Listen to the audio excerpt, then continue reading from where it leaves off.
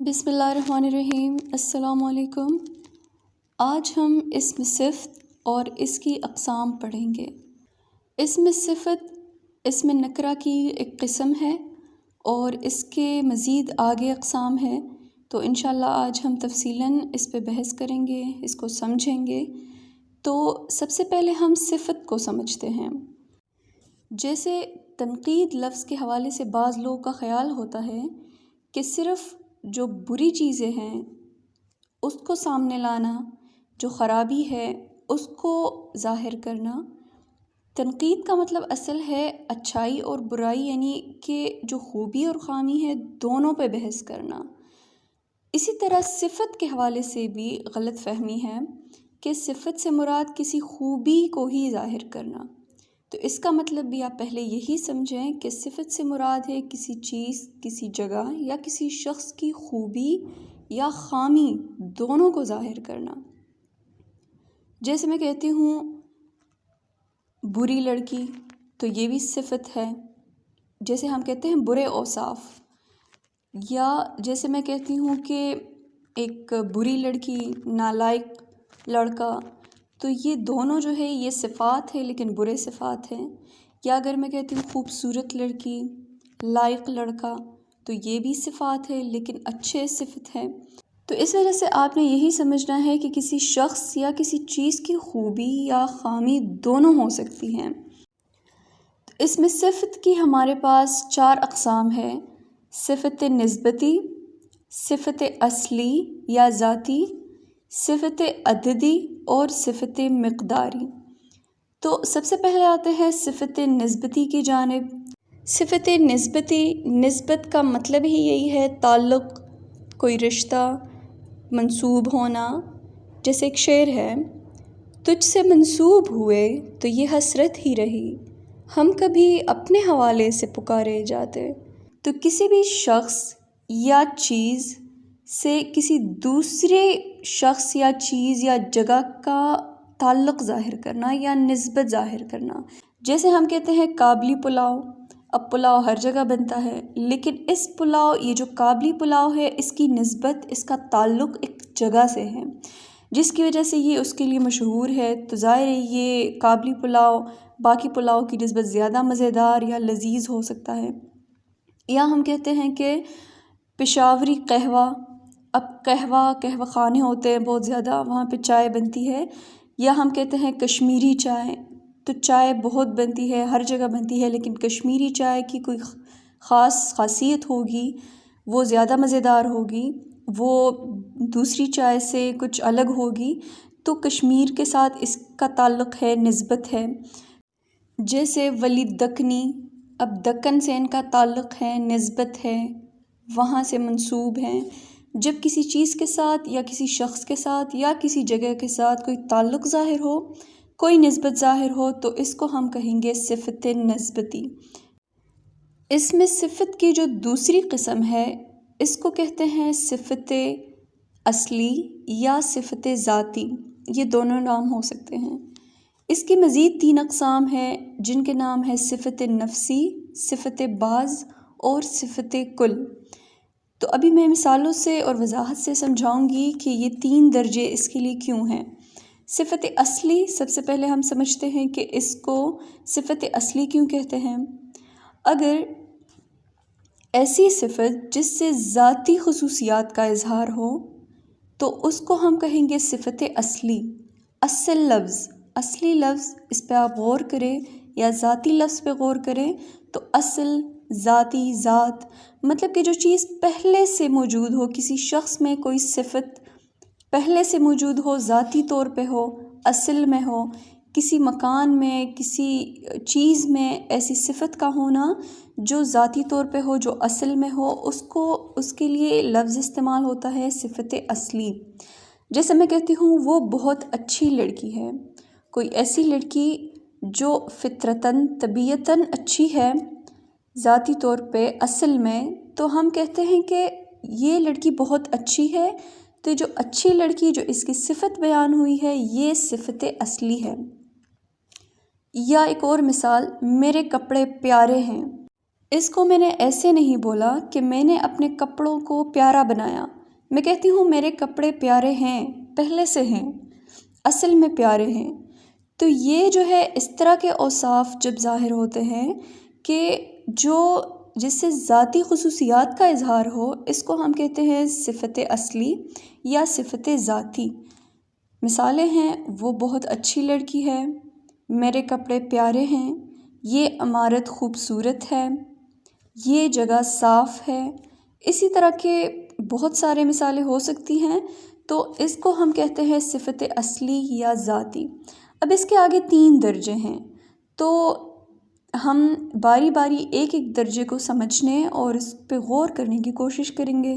سب سے پہلا جو اس کی جو اگلی قسم ہے، اس کا جو پہلا درجہ ہے، اس کو کہتے ہیں صفت نفسی.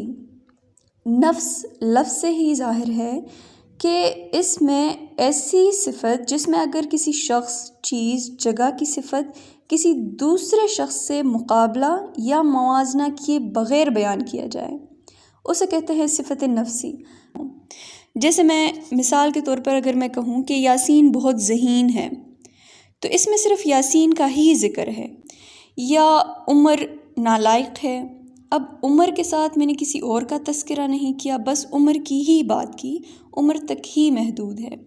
اب جو اس کی دوسری قسم ہے تو وہ اس کا الٹ ہے. جیسے اس میں صرف کسی ایک شخص، کسی ایک چیز، کسی ایک جگہ کا تذکرہ ہو سکتا ہے، اس کی صفت بیان ہو سکتی ہے. اسی طرح سے اس میں بھی کسی ایک شخص کا ذکر ہوگا، لیکن اس کا موازنہ کسی دوسرے کے ساتھ لازماً ہوگا. پہلے میں اس کا تعارف بیان کروں گی. صفت بعض، جس میں صفت دوسری چیز، شخص یا جگہ سے مقابلہ یا موازنہ کر کے بیان کیے جائے. جیسے مثال ہے کہ یہ ویڈیو پچھلی ویڈیو سے لمبی ہے. اب اس میں نے صرف اس ویڈیو کی بات نہیں کی، میں نے کسی پچھلی ویڈیو کے ساتھ اس کا موازنہ کیا اور پھر میں نے کہا کہ یہ ویڈیو لمبی ہے اس پچھلی ویڈیو سے. مطلب کہ اس کی صفت میں نے کسی اور ویڈیو کے موازنے کے ساتھ بیان کی. یا ایک اور مثال، کشف عذرا سے پیاری ہے. اب کشف ایک لڑکی ہے، عذرا ایک لڑکی کا نام ہے، دونوں کا موازنہ ہو رہا ہے کہ اس میں سے کشف پیاری ہے. یا یہ کمرہ دوسرے کمرے سے کشادہ ہے. اب ایک کمرہ ہے جس کو دوسرے کمرے کے ساتھ اس کا موازنہ کیا جا رہا ہے. اب تیسرے درجے میں کیا خاص بات ہے؟ صفت کل. کل کا مطلب ہے سب. جیسے ہم کہتے ہیں کہ کل اتنے بچے تھے، کل نمبر، کل نمبرات. کل لفظ جو ہے سب کے لیے استعمال ہوتا ہے. تو اس کا مطلب ہے کہ کسی چیز، شخص یا صفت کو سب سے بڑھا کر بیان کرنا.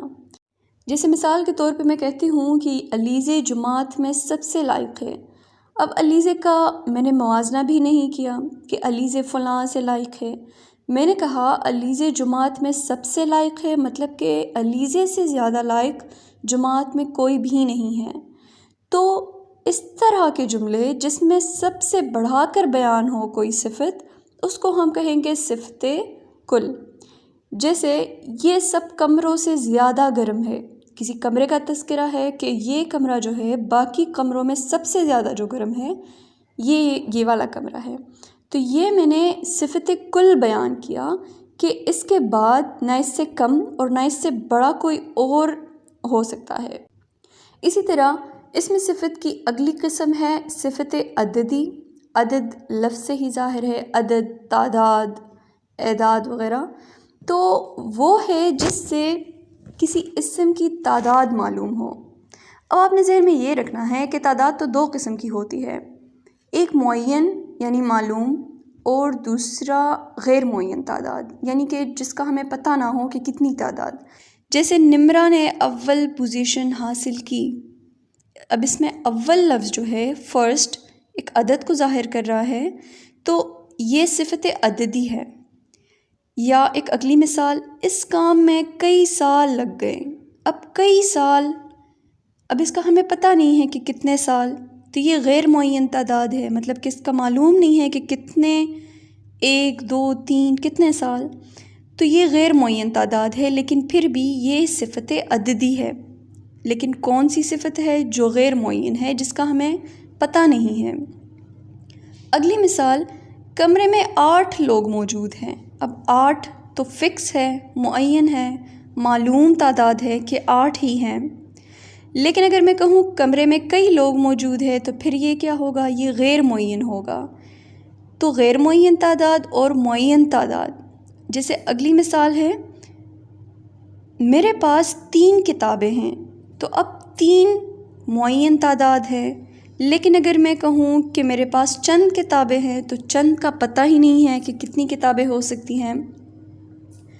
تو معین اور غیر معین کا فرق آپ نے سمجھ لیا ہوگا۔ جو آخری قسم ہے وہ ہے صفت مقداری، مقدار، جس سے کسی اسم کی مقدار معلوم ہو۔ اب مقدار بھی عدد کی طرح 2 طرح کے ہو سکتے ہیں، جو معین ہو، جو غیر معین ہو۔ جیسے میں کہوں کہ 10 کلو چاول لے آئیں، اب 10 لفظ جو ہے یہ تو معین ہے، کلو مقدار ہے، تو کتنے کلو؟ 10 کلو، تو یہ معین ہے، معین مقدار ہے کہ 10 کلو چاول ہی چاہیے۔ لیکن اگر اس کی جگہ میں کہوں کہ تھوڑے چاول لے آئیں، تو اب تھوڑے میں تو ہمیں پتہ نہیں چل رہا کہ 1 کلو، 2 کلو، 3 کتنے، تھوڑے میں ہمیں پتہ نہیں ہے، معلوم نہیں ہے، تو یہ غیر معین مقدار ہے۔ تو اس کی بھی 2 قسمیں ہیں، ایک معین مقدار، دوسری غیر معین مقدار، لیکن دونوں ہی صفت مقداری ہے۔ جیسے اگلی مثال ہے کہ میرے پاس 3 میٹر کپڑا موجود ہے۔ اب 3 میٹر کیا ہے؟ ایک معین مقدار ہے، معین ہے، معلوم ہے کہ کتنے میٹر؟ 3 میٹر۔ لیکن اگر اس کی جگہ میں کہوں کہ میرے پاس کچھ کپڑا موجود ہے، تو اب اس میں تو ہمیں پتہ نہیں چل رہا کہ کتنا کپڑا ہے، 1 میٹر ہے، 2 ہے، کتنا کپڑا۔ تو صفت مقداری کی بھی ہمارے پاس 2 قسمیں ہیں، جو معین ہو ہم کہیں گے کہ معین مقدار، جو غیر معین ہو ہم کہیں گے کہ غیر معین مقدار، لیکن دونوں جو ہے وہ صفت مقداری کی ہی قسم میں سے کوئی ایک قسم ہو سکتی ہے۔ تو امید ہے کہ آپ کو سمجھ آ گئی ہوگی۔ انشاءاللہ نیکسٹ ویڈیو میں ہم اگلی ٹاپک کے ساتھ حاضر ہوں گے۔ تب تک کے لیے اپنا خیال رکھیں۔ اللہ حافظ۔